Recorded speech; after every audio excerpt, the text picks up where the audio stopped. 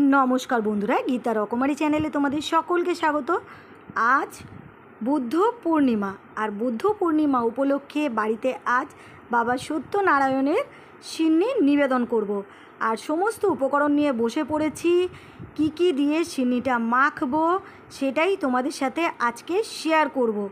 तो चलो बंधुरा तुम्हादेर साथे आजके देखाई आमी किभाबे सिन्नी माखी। तोमरा तो माखो, তোমরা কীরকমভাবে মাখো, তো আজকে আমিও কিভাবে মাখি সমস্ত উপকরণ নিয়ে বসে পড়েছি।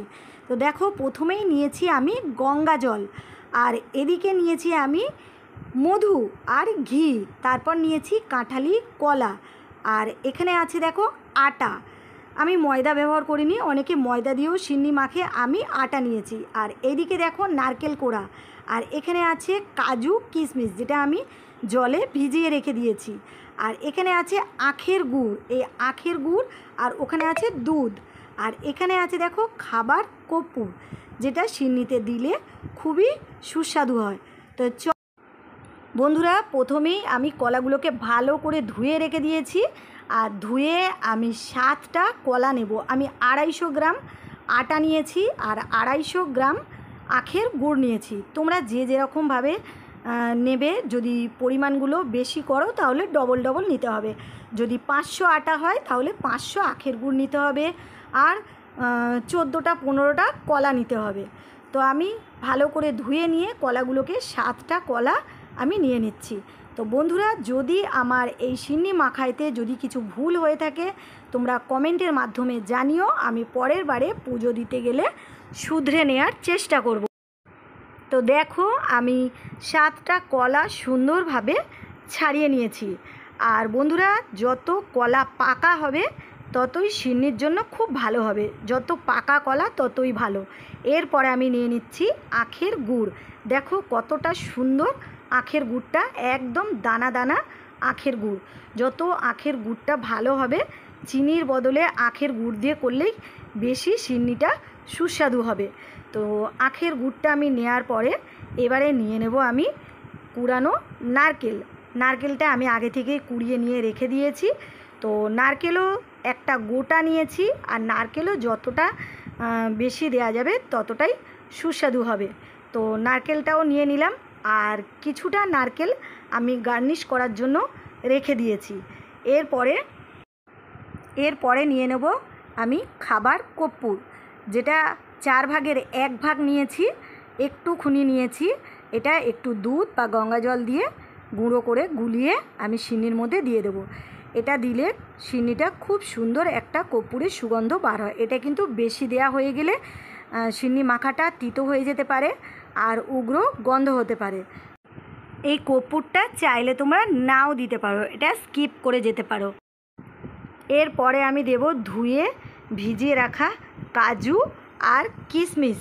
এই কাজু কিশমিশটা আমি ওপর থেকে দেব, আর কিছুটা রেখে দেব ওপর থেকে গার্নিশ করার জন্য।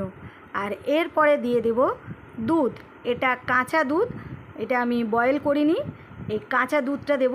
কেউ কেউ যদি দুধ বাড়িতে না খাও তারা ডাবের জল আর গঙ্গা জল দিয়েও, নর্মাল জল দিয়েও মাখতে পারো। তো আমি দুধ দিয়েই আর গঙ্গা জল দিয়ে মাখবো।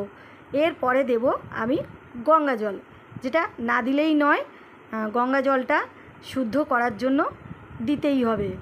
এরপরে দিয়ে দেবো দেখো আমি মধুটা 1 চামচ 2 চামচ এটার কোনো ব্যাপার নেই। তো আমি এখানে 1 চামচের মতন মধু দিয়ে দিলাম। এরপরে আমি দেব ঘিটাও মেপে 1 চামচই দেয়া যেতে পারে, এটা কোনো ব্যাপার না।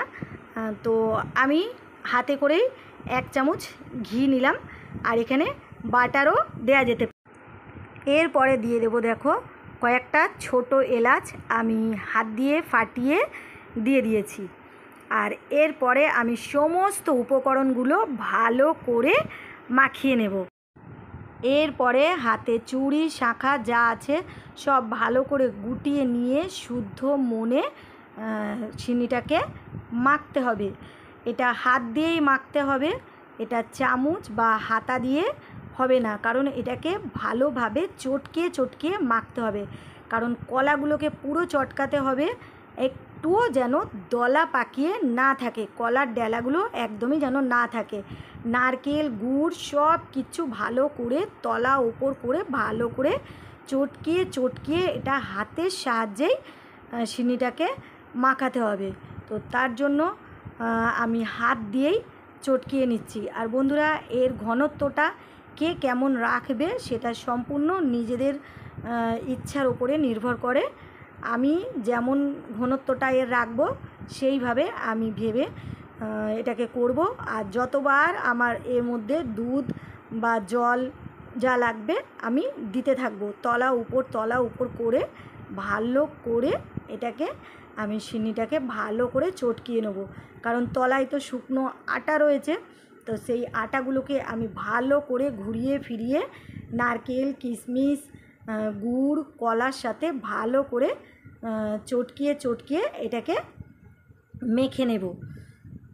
আর দেখো, আমার মনে হচ্ছে আর একটু আমার দুধ লাগবে, তো আমি তার জন্য আরও একটু দুধ নিয়ে নেব, কারণ অনেকটা শুকনো শুকনো লাগছে, তার জন্য আমি দুধ নিয়ে নিচ্ছি। আর যারা দুধ খাও না তারা ডাবের জল বা গঙ্গা জল কি নর্মাল জল দিয়ে যেরকম ঘনত্বটা রাখবে সেইভাবে তোমরা মেখে নেবে। তো আমি এইভাবে দুধ দিয়ে অল্প অল্প করে সিন্নিটাকে ভালো করে মেখে নিচ্ছি।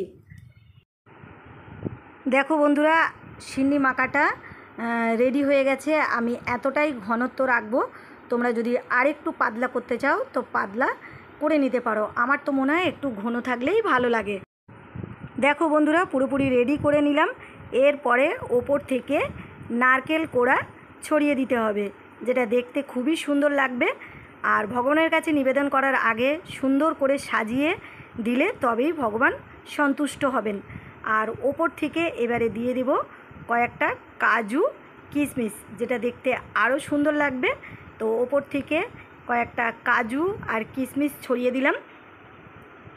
কাজু কিশমিশ ছড়িয়ে দেওয়ার পরে এবারে দিয়ে দেবো ওপর থেকে গোটা গোটা বাতাসা, যেটা দেখতে অনেকই সুন্দর লাগবে।